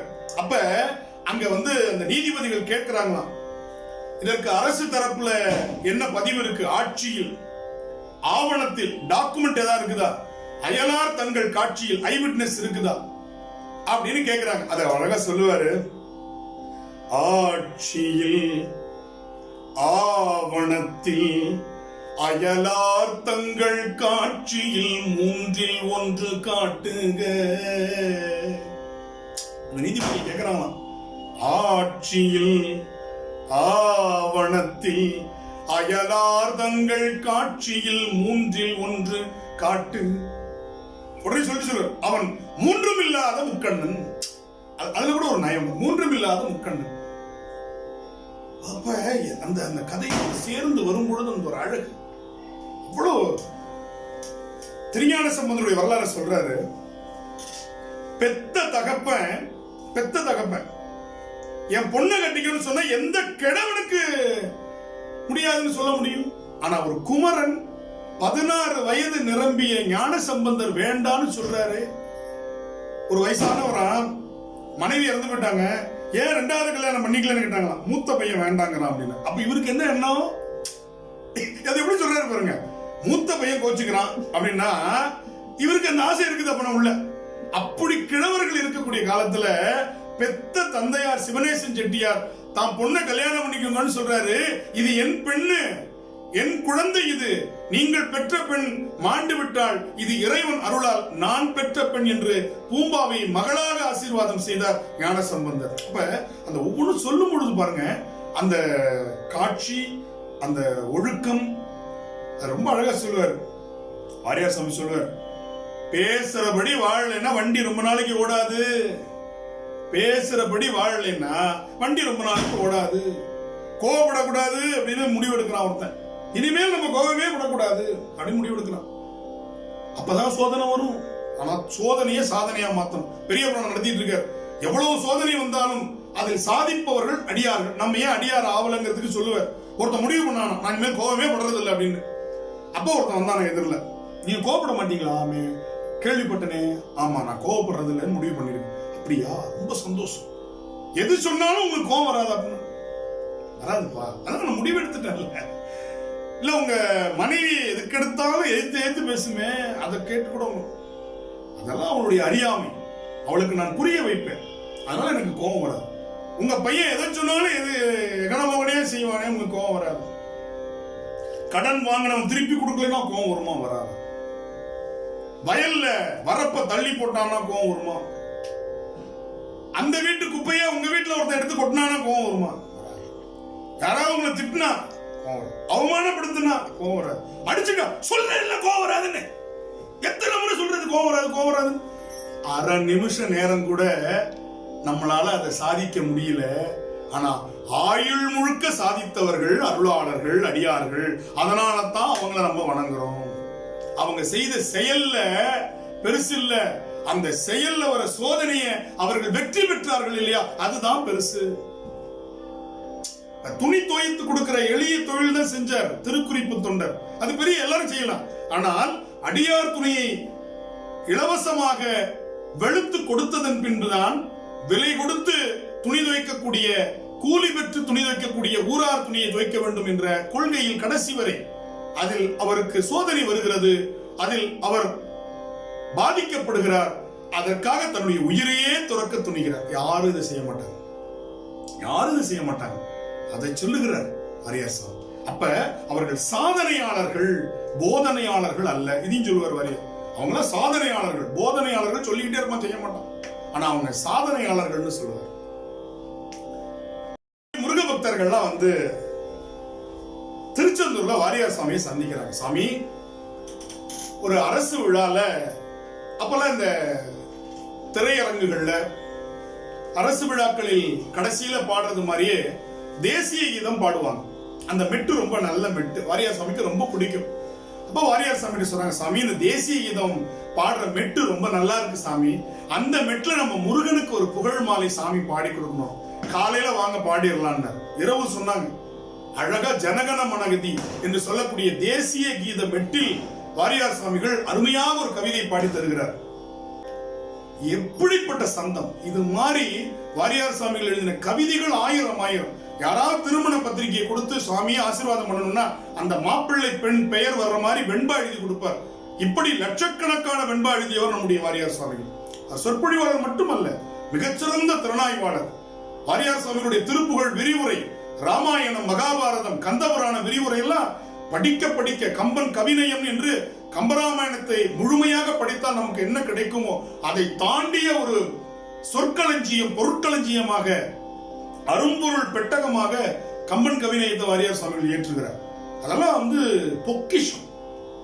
அப்படி அழகா அதுக்கு விரிவுரை எழுதுவர். அருகுநுனி அந்த திருப்புகழுக்கு வாரியார் சாமி 2 மணி நேரம் பொருள் சொல்றார். திருப்பணி செம்மல் வயலூர் முருகன் கோவிலுடைய, அதுதான் வாரியார் சுவாமிகளுக்கு ஞானம் கிடைத்த இடம். அதனாலதான் வயலூர் வள்ளல் பெருமானுடைய தனிப்பெரும் கருணையினாலே என்று தொடங்குகிற வழக்கத்தை கொண்டு வருகிறார் வாரியார். ஏன்னா அவருக்கு ஞானம் கிடைத்த 3 முறை குடமுழுக்கு செய்திருக்கிறார். அதே மாதிரி வள்ளிமலைக்கு படிக்கட்டுகள் கட்டி கொடுத்தவர் வாரியார் சாமிகள். இப்படி பல கோவில் திருப்பணிகள். அவர் கொடுத்த அந்த பணத்தை எல்லாம் முறையா செலவு செஞ்சவர் வாரியார் சாமி. அது மாதிரி கலைஞர்களை மதிக்கக்கூடியவர். ஒரு முறை ஒரு சமஸ்தானத்துக்கு வாரியார் சாமியை கூப்பிட்டுருக்கிறாங்க கச்சேரிக்கு, சொற்பொழிவுக்கு. அப்போ வாரியார் சாமிக்கு ஒரு இடமும் அவர் கூட அந்த கலைஞர்களுக்கு வேற ஒரு கெஸ்ட் ஹவுஸ் சொல்லுவோம் இல்லையா, அது போல பயணியர் மாளிகையும் ஏற்பாடு பண்ணியிருந்தாங்க. அப்ப வாரியார் சாமி சொன்னாரா, அவங்க என் கூடயே இருக்கிறவங்க என் கூடயே தங்க வச்சிடலாமேன்னு சொன்ன பொழுது வாரியார் சாமிகிட்ட அவங்க சொன்னாங்களா, இல்ல சுவாமி அங்க நல்ல வசதி பண்ணி வச்சிருக்கிறோம், அதனால அவங்களுக்கு ஒன்றும் கவலை இல்லைன்னு. அவ்வளவு நல்ல வசதி பண்ணிருக்கேன்னா நான் இந்த சின்ன இடத்துல இருக்கிறோம், நானும் அந்த நல்ல வசதி பண்ணிருக்கிற இடத்துக்கே போயிடுறேன்னு சொல்லி அவர்களையும் தன்னோடு இணைத்துக் கொள்ளக்கூடிய அந்த வாத்திய கலைஞர்களை மதிக்கக்கூடிய, சகமாக மதிக்கக்கூடிய ஷேக் சின்ன மௌலானா மிகச்சிறந்த இசைக்கலைஞர். அவருடைய இல்ல திருமணத்திற்கு வாரியார் அழைக்கிறார். வாரியார் சுவாமிகள் போகிறார். பொதுவா வாரியார் சுவாமிகளை யார் அழைத்தாலும் அவருக்கு காணிக்கை செலுத்துவது வழக்கம். அப்போ வாரியார் சாமிக்கு ஷேக் சின்ன மௌலானா ஒரு காணிக்கை முடிப்பை கொடுக்கிறார். வாரியார் சாமி மறுத்துறார். அப்ப கேட்கிறாங்க, நீங்க எந்த திருமணத்திற்கு போனாலும் எந்த நிகழ்ச்சிக்கு போனாலும் உங்களுக்கு காணிக்கை கொடுப்பது வழக்கம் தானே, ஏன் என்கிட்ட மறுக்கிறீங்கன்னு கேட்கிறார் ஷேக் சின்ன மௌலானா. அதற்கு அழகா ஒரு வார்த்தை புராணத்தில் இதிகாசத்திலிருந்து எடுத்து சொல்லுகிறார். கங்கையை கடப்பதற்கு குகன் படகோட்டுகிறான் ராமனுக்கு. அப்ப கங்கையை கடந்து விட்டு ராமன் குகனுக்கு, நான் உனக்கு இதுக்கு என்ன கைமாறு செய்யணும்னு கேட்கிறான். என்ன கங்கையை கடக்குன, என்கிட்ட இப்ப காசு பணம் இல்ல, நான் உனக்கு ஏதாவது கைமாறு செய்யணும்னா என்ன செய்யணும், அப்ப எனக்கு வேண்டாம் அப்படின்னாராம். யாரு? குகன்.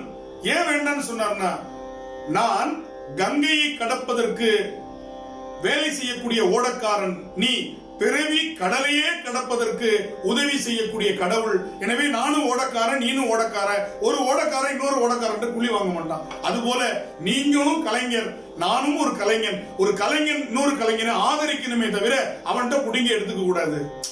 அந்த பண்பாடு பாருங்க. அவர்கிட்ட பணம் வேண்டாம், இது என்னுடைய உங்கள் மகளுக்கான அன்பளிப்பாக வைத்துக் கொள்ளுங்கள்னு திருப்பி கொடுத்துட்டு வந்தார். அதுபோல ஒரு அருமையான அதுபோல வாரியார் சுவாமிகள் ஒரு பெரிய சிறப்பு அந்தஸ்தில் உள்ளவர் ஒருத்தர் பார்க்கிறார், அரசு அதிகாரி. அவர் கூட திமுதிமுதிமுதிமுன்னு ஒரு 8 பேர் வந்துட்டாங்க, எல்லாம் டிப் டாப்பா வராங்க. அப்ப வாரியார் சாமி கேட்டாங்க, ஏன் இவங்கெல்லாம் யார் அப்படின்னா, சாமி இவங்கெல்லாம் எனக்கு பாடி கார்டு அப்படின்னா. உடனே சாமி சொன்னாரு, பாடிக்கு தான் அவங்க கார்டு, உயிருக்கு அவன் தான் கார்டு அப்படின்னா. இவங்கெல்லாம் உங்களுக்கு இந்த பாடிக்கு தான் கார்டு, ஆனா உயிருக்கு கார்டு அந்த கார்டு தான் அப்படின்னா. இது மாதிரி எளிமையா, பெண்ணும் சன்னும் செய்யாதத பென்ஷன் தான் செய்யும், பெண்ணும் சன்னும் செய்யாதத பென்ஷன் தான் செய்யும் அப்படின்னு எவ்வளவு பாருங்க. அது அது அந்த மாதிரி நயமா சொல்றது வாரியார் சாமி தான் ரொம்ப அதிகம். அது போல ரொம்ப அழகா அந்த பாடல்களை உணர்த்தும் போது சொல்லுவார், உலகெல்லாம் இருந்து ஓதற்கரியவன், நிலவுலாவிய நீர்மலி வேணியன் அழகில் சோதிய நம்பலத்தாடுவான் மலர் சிலம்படி வாழ்த்தி வணங்குவான். பெரிய புராணத்துல எத்தனை அடியார்? ஒரு பையன் இருந்துச்சு 63, இங்க வாங்க அப்படின்னு சொல்லிட்டு ஒரு பொன்மொழிகள் புத்தகத்தை கொடுப்பார். எத்தனை தொகையடியார்? சுவாமி 9, இங்க வா அப்படின்னு சொல்லிட்டு ஒரு திருக்குறள் புத்தகத்தை கொடுப்பார். இப்படி சின்ன சின்ன புத்தகங்கள் கொடுப்பார். இது இந்த முதல் பாட்டிலேயே இருக்கிறது அப்படின்னு. செய்யுள்ள மெய்யெழுத்துன்னு சொல்லக்கூடிய புள்ளி வச்ச எழுத்தை எண்ணி கணக்கிடுவது வழக்கம் இல்லை. அதுக்கு மாத்திரை அளவு அரை மாத்திரைங்கிறதுனால முழுசா இல்லாதனால அதை கணக்கில் எடுத்துக்க மாட்டாங்க. அப்ப அதுல உள்ள எழுத்துக்களை எண்ணி பார்த்தா 63 எழுத்துக்கள் வரும். அந்த உலகெல்லாம் எண்ணி காட்டுவார் வாரியார். அவருடைய அந்த விளக்க உரையில பாருங்க, அழகா அதை போட்டு வச்சிருப்பார்.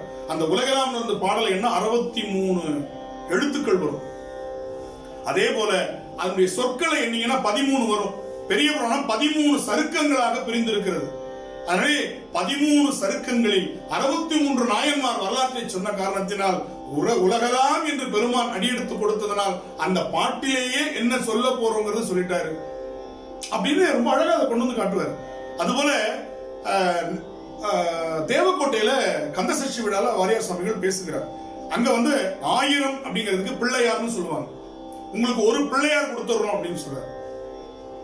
ஒரு பிள்ளையார் என்னுடைய வாழ்க்கைக்கு, இன்னொரு பிள்ளையார் கொடுத்தா சமூகத்திற்கு அப்படின்னு வரான். ஏன்னா 2000 அப்படி வாரியார் அவங்களுக்கு நயமா அவங்களுக்கு புரியுற மாதிரி. ஒரு பிள்ளையார்னா 1000 ரூபாய், 2 பிள்ளையார் கொடுத்துருங்க அப்படின்னு வரான். அப்ப அதுக்கு விளக்கம் சொல்றாரு.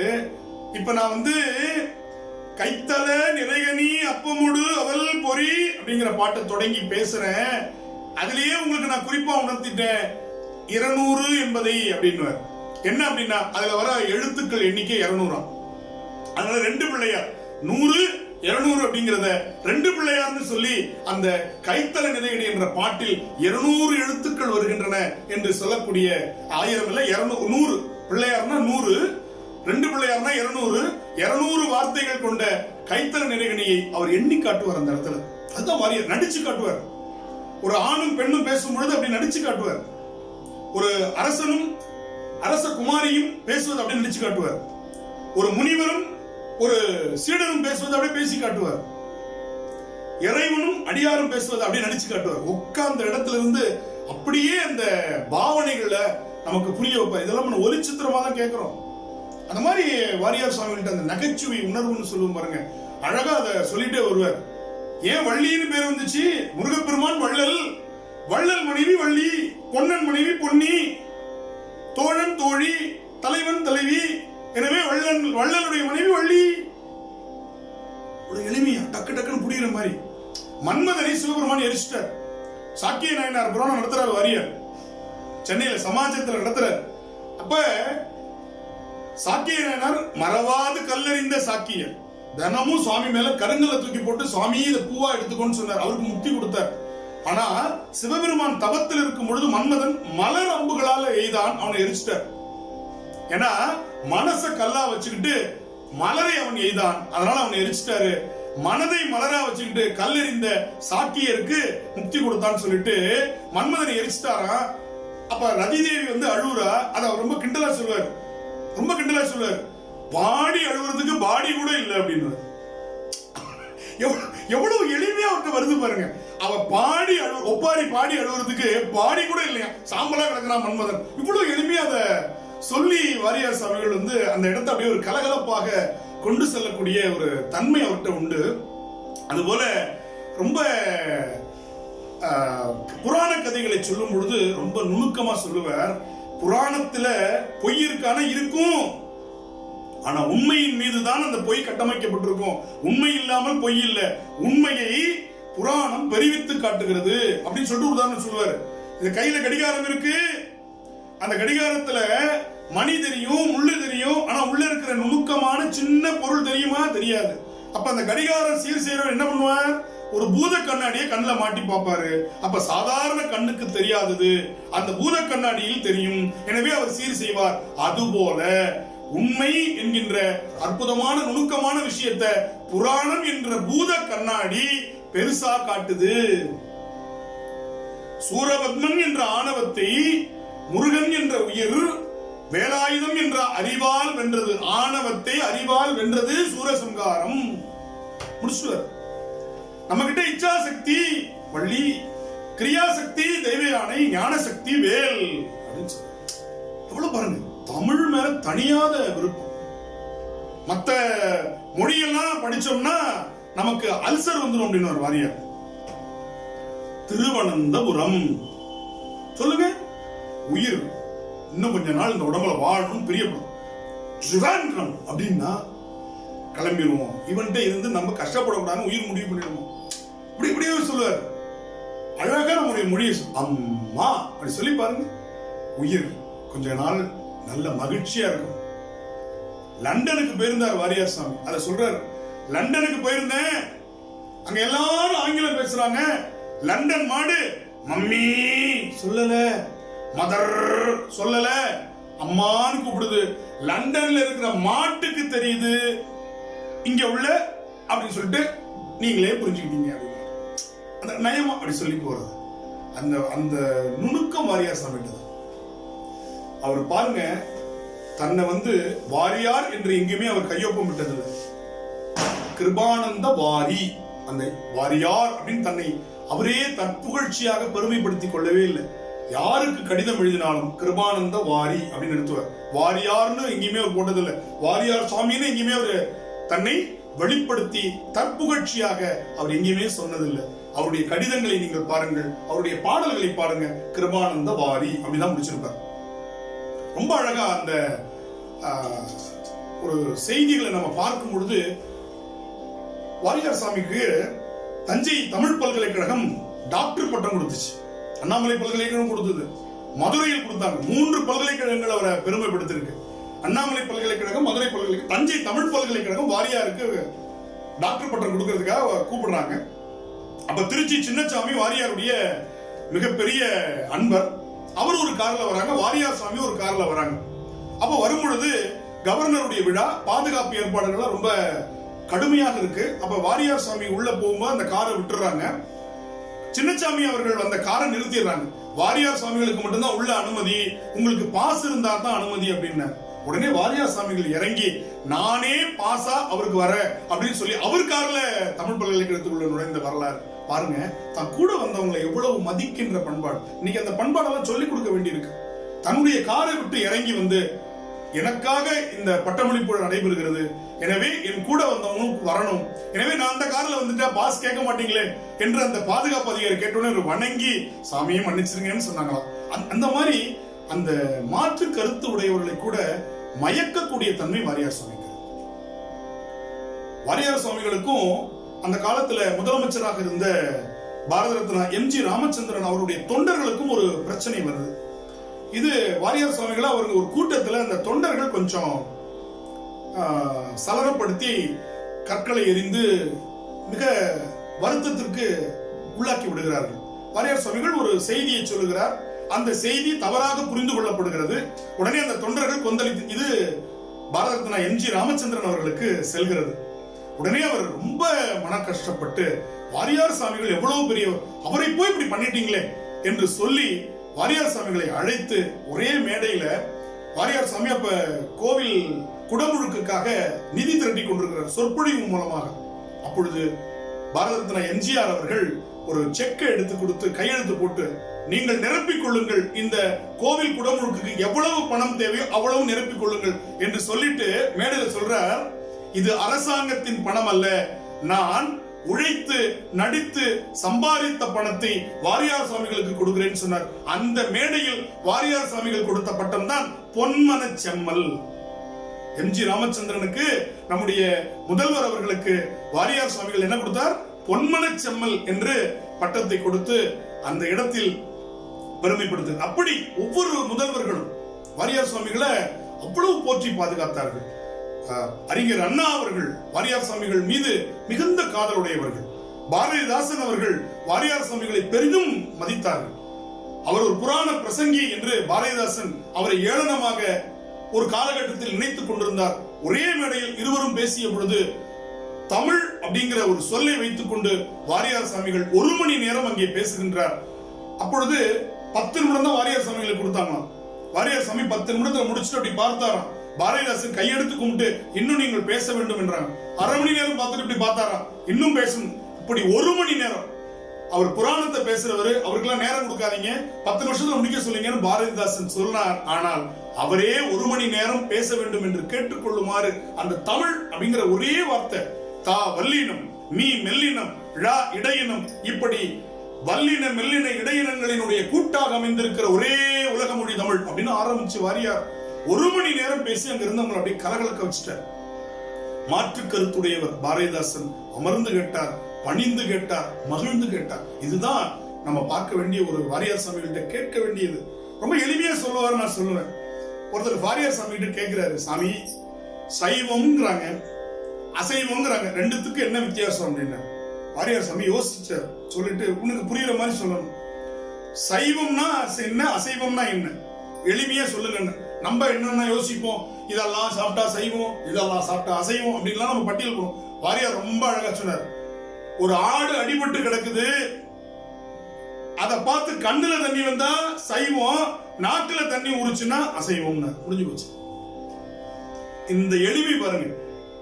கண்ணுல ஜலம் வந்துச்சுன்னா அவன் சைவம், ஐயோ ஆடு அடிபட்டு போச்சேன்னு பரவாயில்ல அப்படின்னு. நாக்குல ஜலம் உரிச்சுன்னா அது அசைவம். எவ்வளவு அந்த எளிமை தன்மை வாரியாருக்கு இருந்தது பாருங்க. அதே மாதிரி அழகா சொல்லிட்டு வருவார், தத்துவங்களை ரொம்ப அழகா அடுக்கி சொல்லிட்டு வருவார். ரெண்டுன்னு வாரியார் சாமி கிட்ட, சாமி ரெண்டுன்னு சொல்லுங்க சாமி அப்படின்னு ஒருத்தர் கேட்டார். உடனே சொன்னார், வருவதும் போவதும் இன்பம் துன்பம், வருவதும் போவதும் 2, இன்பம் துன்பம் 2 வந்து வந்து போறது. வந்தால் போகாதது 2, புகழ் பழி.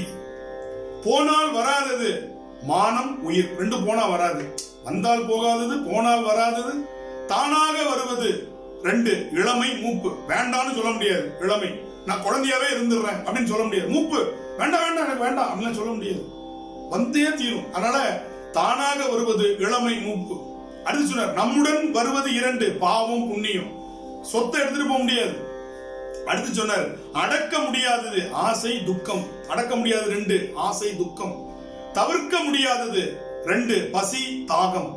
அடுத்து சொன்னார், நம்மால் பிரிக்க முடியாதது பந்தம் பாசம் 2. அறிவை தருவது, அழகா சொல்லிட்டு வர்றார், நமக்கு எதெல்லாம் அறிவை தரும், கல்வியும் பெரியோருடைய நட்பும். அப்படியே சொல்லு, எல்லோருக்கும் சமமானது பிறப்பு இறப்பு, அதுவும் 2 தான், எல்லாருக்கும் சமம். ரொம்ப அழகா சொல்லுவாரு. அதுக்கு விளக்கம், மைசூர் மகாராஜருடைய மனைவி கருவை தாங்கி இருக்கிறாள். மைசூர் மகாராஜருடைய மனைவி சாதாரண கிடையாது. அந்த ராணி அடுத்த ராஜா இளவரசரை வயதுல கருவுல தாங்கி இருக்கிறார். இருட்டு அறை. மைசூர் மகாராஜாவுடைய வாரிசு அல்லவா அப்படின்னு ஒரு 0 வாட்ஸ் பல்பை வாய்க்குள்ள நுழைச்சு போட முடியாது. ஒரு குடியானவனுடைய மனைவிக்கு என்ன இருக்கோ அதுதான் அந்த குழந்தைக்கும். பாதாம் பிஸ்தா எல்லாம் சாப்பிடலாம், குழந்தைக்கு ஊட்ட முடியுமா? வயிற்று இருக்கிற குழந்தைக்கு முடியாது. அது போல எல்லாருக்கும் பிறப்பு, அடுத்து இறப்பு சொல்லுவார். எத்தனை காலம் அவரை வச்சிருக்க முடியும்? வாழும் மண்ணில் ஒரு உயிரை வீழ்த்துவது எல்லோருக்கும் எளிது, ஆனால் வீழும் உடலை எழுப்புவது ஒரு வேந்தன் நினைக்கணும் ஆகாதையா. ராஜா சொன்னார்னா இன்னும் கொஞ்ச நாள் வாழ முடியுமா? கலவைக புலவரை கொண்டு வருவார், கம்பராமாயணத்தை வரும், சேக்கிழார் கொண்டு வருவார். திடீர்னு சமஸ்கிருதத்துல ஒரு பாட்டை சொல்லுவார், கந்தபுராணம் சொல்லிக் கொண்டிருக்கும்போது சொல்லுவார். வேதங்கள் முருகப்பெருமான சொல்றது சுப்பிரமணியம்னு சொல்லலாம். ஒரு பிரமாணத்தை 3 முறைக்கு மேல சொல்லக்கூடாதுங்கிறது வேத நியதி. ஆனா முருகப்பெருமான இன்னும் சொல்லணும்னு வேதங்களுக்கு ஆசை. அதனால என்ன பண்ணுதா, மாத்திரை அளவை கூட்டி கடைசியில சொல்லுதான். முதல்ல சொல்லும்போது சுப்பிரமணியோம் சுப்பிரமணியோம், 3வது சொல்லும்போது சுப்பிரமணியோம். அந்த 4வது சொல்றதுக்கு பதிலா அந்த ஓங்காரத்தை மாத்திரை அளவு நீட்டி, ஏன்னா இசைக்கு மாத்திரை அளவுல டக்குன்னு தொல்காப்பியத்துக்கு போவார். அளவிறந்து உயிர்த்தலும் ஒற்றிசை நீடலும் உளவென மொழிப நரம்புடு சிவனிய இசையின் மறையன்னர். அப்ப இசையுடைய இதுக்கு 2 மாத்திரை 3 மாத்திரை அளவு கிடையாது, அதை சொல்லிக்கிட்டே போகலாம், எவ்வளவு நாள் நீட்டி சொல்லலாம். அது போல வேதம் என்ன பண்ணுது அங்க சொல்லுது அப்படின்னு அழகா நம்ம மொழியில பூவை போடலாம், தப்பு இல்ல. வெற்றாகி விண்ணாகி நின்றாய் போற்றி, மீளாமே ஆளனை கொண்டாய் போற்றி, ஊற்றாகி உள்ளே ஒளித்தாய் போற்றி, ஓவாத சத்தத்தும் ஒலியே போற்றி, ஆற்றாகி அங்கே அமர்ந்தாய் போற்றி, ஆரங்கம் நாள் வேதவானாய் போற்றி, காற்றாகி எங்கும் கலந்தாய் போற்றி, கைலை மலையானே போற்றி போற்றி. அப்படி சொல்லி மலர் போடலாம். சிலர் கோவில்ல போனா என்ன சொல்றாங்க, உடனே டக்குன்னு வடமொழிக்கு போவார். வடமொழி கற்று தெரிந்தவர். யோபாம் புஷ்பம் வேத புஷ்பவான் பிரஜாவான் பசுமான் பவதி, சந்திரமாவா அபாம் புஷ்பம் புஷ்பவான் பிரஜாவான் பசுமான் பவதி, ஏவம் வேத யோபாம் ஆயதனம் வேத ஆயதனவான் பவதி. அப்படின்னு சொல்லலாம். ஏன்னா பெருமானுக்கு எந்த மொழியில சொல்றோன்னு இல்ல, எப்படி சொல்றோன்னு தான் போய் சேருது. அப்ப அந்த வடமொழியையும் கற்று தென்மொழியாகிய தமிழையும் நன்றாக அறிந்து, ஆனால் தமிழ் மேல தனியாத காதல். தொண்டநாதனை தூதுடை விடுத்ததும், முதலை உண்ட வாளனை அழைத்ததும், எலும்பு பெண்ணுருவா கண்டதும், கண்ணி தண்டமிழ் சொல்லோ வடபுல சொற்களோ சாற்றி திருவிளையாடல் புராணத்திலிருந்து எடுத்து சொல்லுவார். தமிழ் தானே இவ்வளவு செய்தது, தமிழுக்குத்தானே பெருமான் முடியாந்தான், தமிழுக்குத்தானே திருவாரூர் வீதியில தூது போனான் பறவை நாச்சியார் இல்லத்திற்கு. வேற என்ன அர்ச்சனை பாட்டே ஆகும். ஆதலால் மண்மேல் நம்மை சொல் தமிழ் பாடுகின்றார், தூமரை பாடும் வாயார். அப்படி பாடலோடு திருப்புகழை பேசும் பொழுது, அருணகிரிநாதருடைய அந்த புகழை பாடும் பொழுது அப்படியே வாரியார் சுவாமிகள் அப்படியே அருணகிரிநாதராகவே பார்க்கலாம். ஞானசம்பந்தரை பேசும்போது ஞானசம்பந்தராக பார்க்கலாம். ஒவ்வொரு அருளாரையும் கண்ணப்ப நாயனார் பேசும் பொழுது அப்படியே கண்ணப்ப நாயனார் நம்ம கண்ணு மூடி கொண்டு நிற்பார். கண்ணப்ப நாயனார் அர்ஜுனனாக இருந்து கிராத வடிவமாக பெருமானை எதிர்த்து கண்ணப்ப நாயனாராக பிறந்து 6 நாள்ல முக்தி பெற்ற அந்த வரலாற்றை சொல்லிட்டு வருவார் கண்ணப்ப நாயனார். அதே போல நலாயினி கதை, அதே போல முற்பிறவி கதைகள், வாரியார் சுவாமிகள் பேசின அந்த சொற்பொழிவுகளுடைய ஒலி நாடாக்கள் 1000 நிறைய நமக்கு கிடைக்காம போயிடுச்சு. இன்னைக்கும் நமக்கு நூற்றுக்கணக்கான ஒலி நாடாக்கள் கிடைத்துக் கொண்டிருக்கின்றன. இணையத்தில் கூட நாம் தேடி பார்க்கிறோம். இதெல்லாம் இன்னைக்கு குழந்தைகளுக்கு, இன்று இருக்கக்கூடிய குழந்தைகளுக்கும் அந்த ஒலி நாடாக்கள் மகிழ்ச்சி ஊட்டுகின்றன, அறிவு ஊட்டுகின்றன. குழந்தைகளுக்கு பேசியிருக்கார் வாரியார் சுவாமிகள். முருகனை மற்றும் புராண பிரசங்கியாக மட்டும் அவர் இல்ல, ஒரு மிகப்பெரிய ஆளுமை. வாரியார் சுவாமிகள் என்பவர் மிகப்பெரிய ஆளுமை. சமானம் இல்லாத, அது அவர் வார்த்தை, அடிக்கடி வரக்கூடிய வார்த்தை, சமானம் இல்லாத தவசீலர் அப்படின்னு. சமானம் இல்லாத அருளாளர் யாருன்னா நம்முடைய வாரியார் சுவாமி. அவருக்கு ஒப்பாரும் இல்லை, மிக்காரும் இல்லை. ஏன்னா ஒவ்வொன்றையும் சொல்லும் பொழுது நாளென் செய்யும் விளையன் செய்யும், நம்மை நாடி வந்த கோள் தான் என் செய்யும். இதுல சொல்லிட்டே வந்து சொல்லுவாரு, இதுல நாள் கோள் இதெல்லாம் வினையெல்லாம் சொல்றாரு. நட்சத்திரத்தை ஏன் சொல்லல அப்படின்னா, அதுல உள்ள எழுத்தை எண்ணிப்பாரு, 27 எழுத்து வரும், அது நட்சத்திரங்கள் அப்படின்னு. அப்ப ஒவ்வொருத்தையும் நுணுக்கமா பார்க்கக்கூடிய நுண்மான் நுழைபுலம் அப்படின்னு சொல்லுவோம். அது வாரியார் சுவாமிகள் தான் இருக்கும். நுணுக்கமா ஒவ்வொருத்தையும் பார்க்கிற ஒரு தன்மை. பெண்ணின் பெருமையை சொல்லும் பொழுது பெண்களை வந்து வேலைக்கு போற பெண்களை உயர்த்தியும் சொல்லுவார். பெண்களை எங்கேயும் விட்டு கொடுக்க மாட்டார். அதே சமயத்துல அவர்களுக்கு அறிவுரையும் சொல்லிடுவார். இப்ப வேலைக்கு, நாங்களாம் வேலைக்கு போல சாமி, வீட்டுலதான் சாமி இருக்கிறோம், வேலைக்கு போனாதானே சாமி மரியாதை அப்படின்னு ஒரு பெண் வந்து ரொம்ப வருத்தமா சொன்னாங்க. எங்க வீட்டுல எல்லாரும் வேலைக்கு போறாங்க சாமி, நான் வீட்டுல வேலைக்கு போகாம இருக்கிறேன், மதிக்க மாட்டேங்கிறாங்க அப்படிங்கிறதுக்கு கூட்டத்தில் சொல்றாரு பாருங்க. ஒரு தகர குவளை இருக்கு, அதை வெளியில போட்டு வச்சிருக்கோம். ஒரு எவர் சில்வர் குவளை இருக்கு, அத சமயக்கட்டுல வச்சிருக்கோம். ஒரு செப்பு குவளை இருக்கிறது, அத சாப்பாட்டு ரூம்ல வச்சிருக்கோம். ஒரு பித்தளை குவளை இருக்கிறது, அத பத்திரமா பரன்ல வச்சிருப்போம். ஒரு வெள்ளி குவளை இருக்கிறது, அத பீரோல வச்சிருப்போம். ஒரு தங்க குவளை இருக்குது, அத லாக்கர்ல வச்சிருப்போம். லாக்கருக்குள்ள அடைபட்டு இருக்கிறதுங்கிறதுக்காக தங்கம் தாழ்வானது என்றோ, வெளியில இருக்கிறது வெளியே சென்று வருகிறது என்பதற்காக தகரம் உயர்வானது அப்படின்னு எடுத்துக்க வேண்டாம். அவரவர் வினை வழி அவரவர் அனுபவம். எனவே நீ உன்னை தாழ்த்தி கொள்ளாதே அப்படின்னு சொல்லி அவங்களுக்கு அறிவுரை சொல்லுவார்.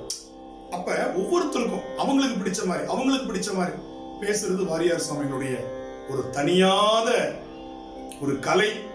அதனாலதான் தெய்வங்கள் இருக்கக்கூடிய கோபுரத்தில் வாரியார் சுவாமிகளுக்கு சிலை இருக்கிறது. வயலூர் கோபுரத்துல போய் பாருங்க. வாரியார் சுவாமி சொல்லுவார், என்னை அந்த முருகன் வந்து அழைத்து செல்வான்னு சொல்லுவார். அடிக்கடி சொல்லுவார், நான் இந்த மண்ணில் விழமாட்டேன், என்னை அந்த முருகன் தான் அழைத்து செல்ல வேண்டும் அப்படின்னு சொல்லுவார். ரொம்ப எளிமையா சொல்லிக்கிட்டே வரும்போது சொல்லுவார். மனிதன் திருக்குறளை பத்தி பேசும்போது சொல்லுவார், திருக்குறள் விட்டுட்டு வாரியார் எங்கேயும் போக மாட்டார். மனிதன் கடவுளுக்கு சொன்னது திருவாசகம், கடவுள் மனிதனுக்கு சொன்னது கீதை, மனிதன் மனிதனுக்கு சொன்னது திருக்குறள். ஏன்னா அது ரெண்டுலயும் மனுஷன் கேட்க மாட்டான். எனவே இறைவன் மனிதனாகவே பிறந்து மனிதனுக்கு சொன்னது திருக்குறள் பாருங்க. அப்படி சொல்லும் பொழுது வாரியார் சுவாமிகள் வெளிநாட்டில் இருந்து சிகிச்சை முடிந்து விமானத்தில் பயணித்துக் கொண்டிருக்கிறார். விமானத்திலேயே வாரியார் சுவாமிகளுடைய உயிர் முருகப்பெருமானுடைய தாழ் அடைந்தது.